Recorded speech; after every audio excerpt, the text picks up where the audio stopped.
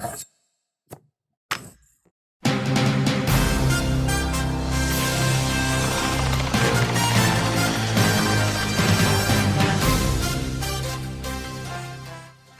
and welcome to Shelby This Week. We're covering news from around Shelby Township and all over Macomb County. Legislation that helps in emergencies. We'll sit down with Representative Peter Lucido to talk about a bill that he introduced and when it'll be implemented.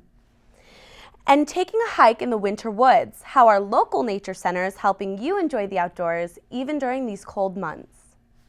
But first, a fire that blazed through a home in Shelby Township, sending fire and police crews racing through the streets. Officials say there were 3 people inside the house located on Pacton Drive, just south of 22 Mile near Van Dyke Avenue. All 3 were able to get out safely. The fire appeared to have started from an electrical issue, but was contained to the entrance of the home. The investigation is ongoing. A new bill will improve safety and help responders provide critical care in emergency situations. A new bill will improve safety and help responders provide critical care in emergency situations. And the man who introduced it is here to tell us more. Hi, Representative Pete Lucido. How are you, Kelly? Good, how are you? Good, real good. So tell us about this new bill. All right. The bill is not a bill anymore, it's actually law. Wow. Public Act 4 and 5. It deals with a driver's license and a personal identification card that you get from the Secretary of State. Today, individuals have the opportunity, because it is optional, to go online, be able to put their emergency contact individual who they want when they are in time of need. Maybe they are not physically able to respond, maybe they're confused, and their phone number right online, putting the information right attached with their driver's license number, so that first responders will have the opportunity of contacting right from the scene when they get the driver's license, or from any area where they find an individual with a personal identification card, those individuals that myself or you put as the emergency contact person and their phone number. It's a great way for us to go ahead and get emergency help when we need it at the time of need. Okay, so the information is on their card, their driver's license, their IDs. Is it read by a certain machine? You know what it is? It's private. You go online, and because your driver's license number is in from the Secretary of State website, police officers have access to the Secretary of State website as it relates to whether or not your license is valid, whether or not you have points on your record. So it's just the police and the Secretary of State will have that information. It won't be disseminated to anyone else. It'll be kept confidential and private. And it will be online so that when at the scene or whenever they have that driver's license, they don't need to flip it over, because if the reader's not working, they just teletype in their computers in their cars. First responders can teletype, find out who you are, find out who your emergency contact person is, and get a hold of them immediately and say, we've had an emergency, we're taking this individual to the hospital, meet your loved one there at the hospital. And guess what? That responder then can get back to what they're doing, save the taxpayers money, time.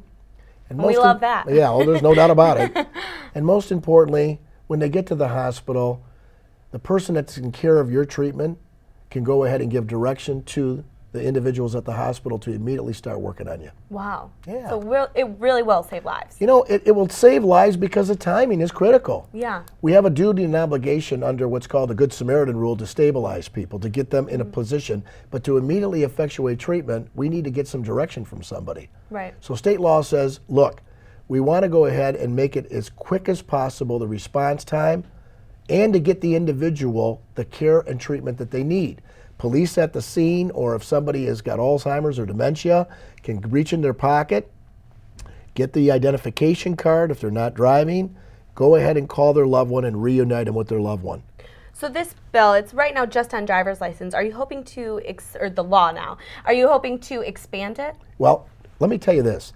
It's not only on the driver's license, but it's also on the state ID card. So if you don't drive, let's say you have a son or a daughter who's not driving, and you get a state ID card, that card will have an identification number. That number will then be able to give you access to have the emergency contact. Go online, put down mom or dad, and give a cell phone number. And we can still help those, or if you have a father or mother who's older, Get an emergency contact ID card and go online and put yourself down just in case mom or dad don't realize or are confused. Then the person can go ahead, reunite the one with the loved one for the emergency contact and take care of their loved one. Absolutely. So the ID as well as the driver's license, there was 2 bills, and they are now law, which is Public Act 4 and 5. Wow. So when will these be implemented? 2017. It takes some time with the government to go ahead, get the computer up to date, make the website, and be able to access the information so that everybody doesn't even have to leave their house when they renew their driver's license. That doesn't count because they'll be able to do it in 2017 right from their own computer at their own home. Probably on an iPhone for So you're the mastermind behind all of this. Well, I'm a master of nothing, but I'm a mind of the bill, and I'm happy that I did so. That's amazing. You know what? I do believe that this should be a state-by-state initiative. The federal government doesn't control licenses, but the federal government will go ahead and look to this as an initiative and probably want to encourage every state. Absolutely. Because it'll take away the guesswork. We don't have to send a police car over to the house to wait for a loved one to come home. Right. They can immediately make contact with them and get them to who they need to serve, which is the assistance of the individual that needs your help. Absolutely. Well, thank you so much for being here. I'd love it. All right, we'll see you soon, right? You got it. Talk to you soon. A former state representative is stepping down from the legislature to take on a position here in Macomb County. Derek Miller was sworn in as the new Macomb County Treasurer. He took the oath of office before a packed courtroom by Michigan Supreme Court Justice David Viviano. I was incredibly honored by getting the appointment. We had some wonderful other people applying, Jerry Moffitt and John Latella, who are incredibly experienced individuals in their own right. Jerry with his time with Ted and John in the private sector, and we were just really honored that they put that vote of confidence in me, and we're going to do a great job. The 32-year-old was chosen to succeed Ted Wabi, who died in December, and he's actually the 3rd generation of his family to serve Macomb County. His grandfather was Warren's first mayor, and his grandmother was the first woman elected to serve as Macomb County clerk. And his father served in the Michigan Senate for 26 years. Congratulations, Derek. Well, home sales are on the rise in Shelby Township, and Charlie Cadotto is here to tell us about the stellar year realtors are expecting. That's right, 2016 could be a record year. It's hard to believe the mortgage crisis paralyzed the U.S. housing market just a few years ago, but now things are different. Here in Shelby, we're seeing more of a change in the kind of development. Look around you and you're likely to see condo development. It's all market driven. Just ask realtor Bob Bowden. He's had more clients ask for single-family homes and condos in the Shelby zip code. The millennials, they shop online, they look at houses, they pick out 2 or 3, and then they visit the home or call the broker. Nearly 12,000 homes were sold in Macomb County last year. The average price just around $130,000, and it's growing. For the last 2 years, we've seen a consistent 4 to 6% increase in value. In Shelby, millennial home buyers are looking for the best value, and the type of homes are quite scattered. You would be surprised because Shelby Township offers housing for all levels. We see condos that are not, outside of price ranges for like younger couples starting out, and then we see homes in a very high end. Realtors have noticed increased sales between 24 and 26-mile roads. They say it'll likely increase with this kind of development. We're anticipating 2016 to be that or better. We're not seeing any slowness absolutely nowhere in this industry. The new Legacy Village near 25 in Van Dyke is attracting a lot of families and higher-end buyers. Experts say millennials are looking at smaller homes. They say high unemployment, student debt, and tight credit make them far more careful. Realtors are ready for the future, at least for now. It's safe to say that the real estate market is back? We've all been stung by saying something like that before, but it's certainly very healthy right now and looks to be even healthier next year. So Charlie, why is this growth happening now? Well, at least for suburban communities, it could be tied to the auto industry. So if automakers keep hiring, maybe we'll see more homes sold this year. Great. Thanks, Charlie. If you're feeling cooped up in the house this winter and looking to do something outside, the Burgess Shadbush Nature Center is open. The Nature Center held its annual Winterfest, where kids went on a walk through the historical area, finding loads of things in nature they could learn about. Hi.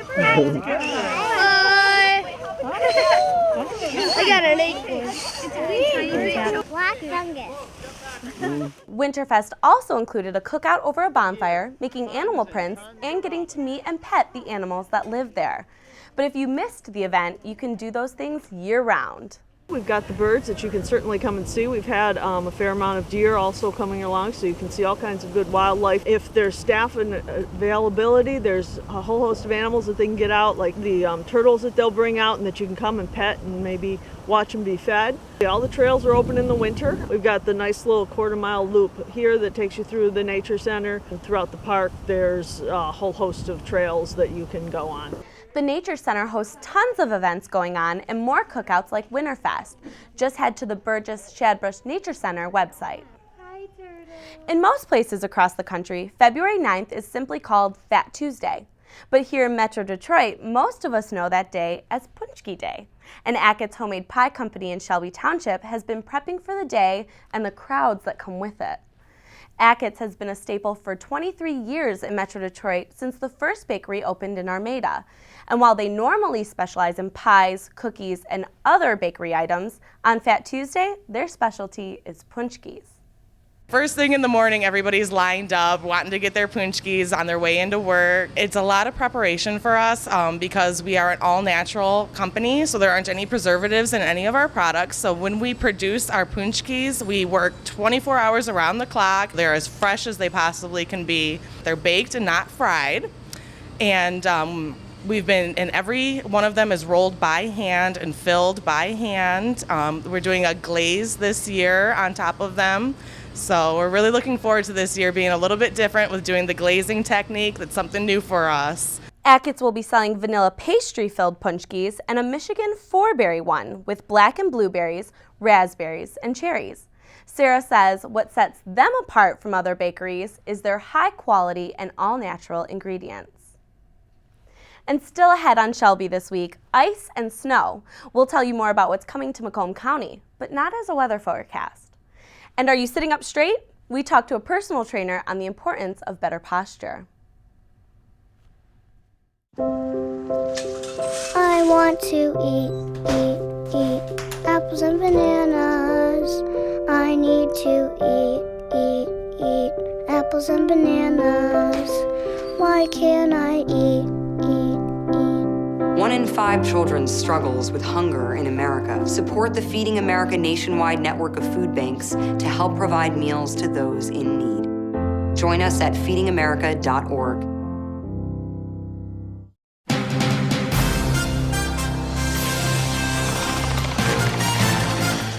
It's been nearly 50 years, but now an important member of Macomb Community College is stepping down after decades of service. President Jim Jacobs will retire at the end of his current term. He became president in 2008, but was on the faculty for the research department and the Center for Workforce Development and Policy for years before that. His contract expires in August of 2017. Driving down Hall Road, you're bound to hit a few bumps and hear a few rattles thanks to the potholes that cover the roadway. But crews are rushing to fill those potholes and quickly and efficiently as possible. Road officials say this year's mild winter is partly to blame for the excess amount. The freeze-thaw cycles that happen impact the integrity of the roads, which tends to break up from salt use to treat snow and ice. But the Macomb County Department of Roads is out there patching the holes right now. Sitting down on the couch to relax after a long day can feel great, but is it harming you in the long run? Nick Buckler clues us in on why we should think before we take our next load off. A common thing these days is poor posture, whether it's noticeable or not. But the question I asked certified personal trainer Toddick Macklett at Noble Personal Training is why.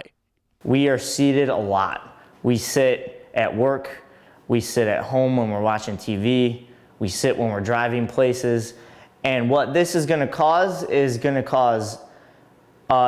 disruptions in length and tension of certain muscles. There are some easy ways you can help improve your posture. What we're going to go through here is a simple exercise that is going to help you counteract the results of being seated for a long period of time. It's called a glute bridge. There's a lot of different variations of this exercise. I'm going to show you the simplest form of it. Here's what you're going to do. You're going to lay flat on your back. with your feet flat on the ground. And what you want to do first is you want to tighten your abs and flatten your back against the ground so you have a nice neutral spine. What you don't want is this right here. That's just furthering the problem. You want to make sure your abs are tight, your spine is nice and neutral. And what you're going to do from here is you're going to use your glutes and drive through your heels to lift up your hips, keeping your spine neutral and your abs tight. Your lower leg should be perpendicular to the ground. You can hold this for 3 sets of 30 seconds. A big misunderstanding people have is that their back determines everything about their posture. The positioning of your hips is going to determine the positioning of your spine and your shoulders and your head. Well, that does it for another session here at No Bull Personal Training with Tadic Macklin. For Shelby This Week, I'm Nick Buckler. Thanks, Nick. Local high school students are being recognized for their artwork. This is my chimp, and he was created as an installation art project out of my whole class. We all made these paper mache chimps, and I chose to make him just kind of sit there and collect his thoughts. I wrote the poetry for it and spoke it. Everything aside from the music in the video, that was all me. The poem is called Loneliness, and that was more of a representation of the emotions being felt, but it was based off of like not being like having my loved ones around, like family, friends, things like that. Their work will be on display now until February 16th at the Lorenzo Cultural Center. That's on the campus of Macomb Community College.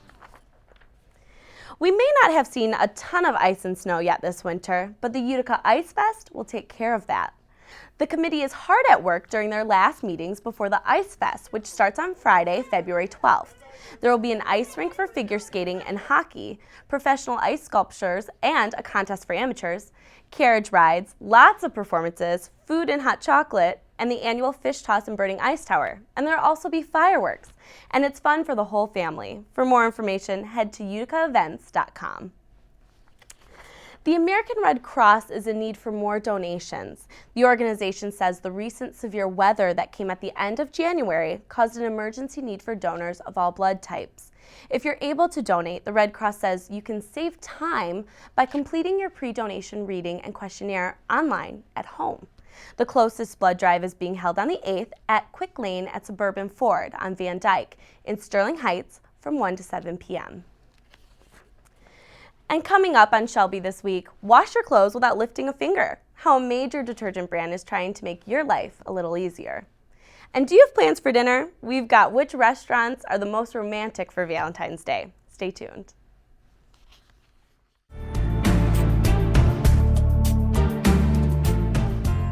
Hi residents of Macomb County, I'm your Chief Animal Control Officer, Jeff Randazzo, and I just want to take a moment and talk to you about the Gibraltar Trade Center adoptions. One, we're very thankful to Gibraltar Trade Center for allowing us to do adoptions, and ever since its inaugural grand opening on August 29th, we have adopted out more than 50 animals every Saturday from 10 to 2. So if you are looking for a pet or family member, we'd love for you to come there. Again, it's Saturday 10 to 2 over at Gibraltar Trade Center in Mount Clemens. And we bring all the animals, the homeless animals, here from Macomb County Animal Control that were picked up in your community. So it's your way of getting involved, and thank you for all your support. We truly are blessed to have you here.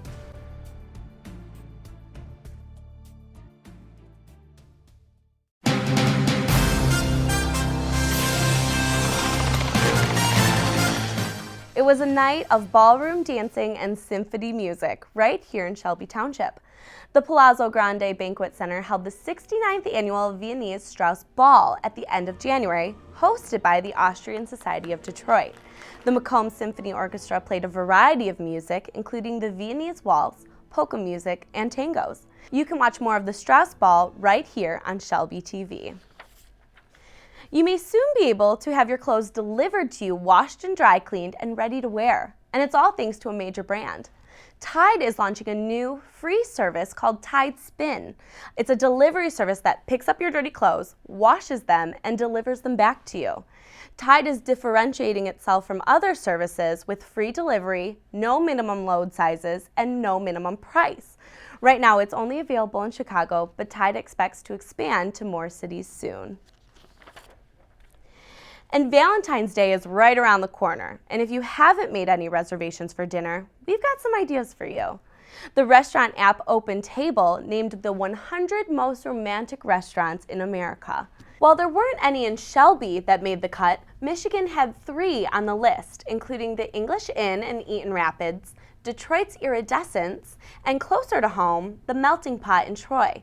The app scored more than 20,000 restaurants across the country for hospitality, ambiance, and of course, taste. And it was all based on millions of submitted reviews. But if you can't make it to one of those eateries, the app says Italian restaurants and steakhouses were scored as the most romantic restaurants, so any close ones will do. And Nick Buckler joins us to talk about a local restaurant that's giving back. That's right, Kelly. Boston's Restaurant and Sports Bar is making heart-shaped pizzas this Valentine's Day to benefit a foundation called No Kid Hungry. With Valentine's Day approaching, many restaurants will be pulling out all the stops to try to get your business. But at Boston's Restaurant and Sports Bar, it's something much more meaningful. Partner with a national organization to help children in some way. The last 2 years we've done No Kid Hungry. We sell paper hearts. And those paper hearts are a minimum of $1 and are decorated all over the restaurant. And all of the proceeds go to No Kid Hungry. They help free and reduced lunch programs to kind of expand to more nutritional programs, expand school breakfast for the kids who are may not get a healthy nutritional breakfast every morning. And that's not all. They are also selling heart-shaped pizzas using their original recipe where 50 cents of every pizza purchased will benefit No Kid Hungry. Well, Nick, those pizzas look so good, and they're for a good cause. Yeah, they really are. No Kid Hungry also benefits the Summer Meal Program. It's a program they offer to get kids and families in need to get through those summer months as well. Wow, it's amazing. Yeah, and why not spread the love to your taste buds as well as the community this holiday season, huh? Thanks, Nick. Well, that's it for us here at Shelby this week. You can watch us all the time at shelbytv.org. And don't forget to like us on Facebook. Just search Shelby TV. For all of us here at Shelby this week, thanks for watching.